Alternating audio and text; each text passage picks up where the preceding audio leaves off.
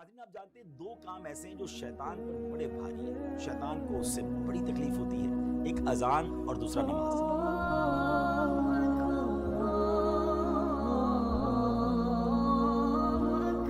جی ہاں، جب اذان ہوتی ہے تو شیطان کئی میل دور بھاگ جاتا ہے اور نماز تو اس کی ناک رگڑوا دیتی ہے، مگر ایسا بدبخت جو نماز اور اذان سے اتنی تکلیف محسوس کرتا ہو، اس نے ایک بار ایک بزرگ ہستی کو نماز کے لیے جگایا۔ جی ہاں ناظرین، بڑا یونیک واقعہ ہے، اور یہ واقعہ ہے سیدنا امیر معاویہ رضی اللہ تعالیٰ عنہ کا۔ ایک بار آپ آرام کر رہے تھے، فجر کا وقت ہوا تو کسی نے آپ کو جگایا، آپ اٹھے اور آپ نے دیکھا کہ کوئی نظر نہیں آ رہا، تو آپ نے پوچھا کون ہے جس نے مجھے جگایا؟ تو آواز آئی کہ میں شیطان ہوں۔ تو آپ نے کہا اے بدبخت، تیرا کام تو نماز قضا کروانا ہے، تیرا کام تو اللہ رسول کے کاموں سے دور کرنا ہے، تو نے مجھے نماز کے لیے کیسے جگایا؟ اب شیطان نے بہانے بنانا شروع کیے کہ میں تو پہلے سے ہی نیک تھا، میں تو پہلے سے ہی نیکی کے کام کرتا ہوں، میں تو نماز کے لیے جگانا پسند کرتا ہوں، مگر آپ جانتے تھے کہ یہ شیطان مکار ہے اور یہ اس کا کوئی خاص وار ہے۔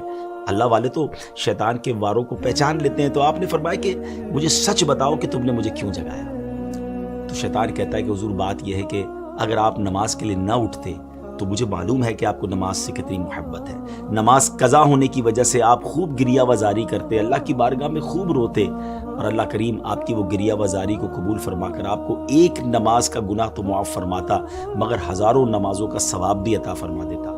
تو میں نہیں چاہتا کہ آپ کو ہزاروں نمازوں کا ثواب ملے، اس لیے میں نے آپ کو جگا دیا، کیونکہ میں مسلمانوں کا خیر خواہ نہیں، اور میں نہیں چاہتا کہ مسلمانوں کو زیادہ نیکیاں مل سکیں۔ پیارے اسلامی بھائیو، بظاہر تو یہ ایک واقعہ ہے، لیکن ہمارے لیے اس میں بڑا درس ہے، کیونکہ شیطان پہلے تو ہمیں نیکیاں کرنے نہیں دیتا، اچھا پھر ہم نیکیاں کرنے لگ جائیں تو وہ نیکیوں میں کمی کروانے کی کوشش کرتا ہے۔ آپ نے دیکھا ہوگا شروع میں بہت سارے لوگ جو نماز شروع کرتے ہیں تو سنت غیر موقدہ بھی پڑھتے ہیں، فرض بھی پڑھتے ہیں، نوافل بھی پڑھتے ہیں، لیکن آہستہ آہستہ پھر نوافل کم ہو جاتے ہیں، پھر ہم نے دیکھا کچھ لوگوں کی سنتیں کم ہو جاتی ہیں، اور ایک وقت آتا ہے کہ پھر نماز بھی چلی جاتی ہے۔ تو شیطان کے واروں کو سمجھیے، اول تو وہ نیکی کرنے نہیں دیتا، نیکی کرے تو اس نیکی میں کمی لانے کی کوشش کرتا ہے، وہ بڑا مکار ہے، ہمیں شیطان کے واروں کو سمجھنا ہے۔ اب دیکھیں نا، کچھ ہی دن پہلے کی بات ہے کہ ماہ رمضان میں سارے ہی تقریباً نماز پڑھ رہے تھے، روزے ہو رہے تھے، عبادتیں ہو رہی تھیں، مگر کتنی بڑی تعداد ہے جو اب رمضان کے بعد مسجدوں میں نظر نہیں آ رہی۔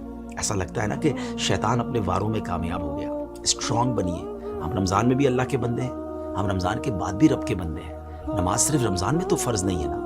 کتنی عجیب بات ہے کہ ایک چاند دیکھ کر ہم مسجد کو آباد کر دیتے ہیں، اور ایک چاند دیکھ کر ہم مسجد کو ویران کر دیتے ہیں۔ آئیے ایک بار پھر مسجد سے رابطہ جوڑیے، شیطان کے واروں میں نہ آئیے، بلکہ شیطان کو پریکٹیکلی جواب دیجیے کہ ہم شیطان کے نہیں، ہم رحمان کے بندے ہیں۔ اللہ کرے دل میں اتر جائے میری بات۔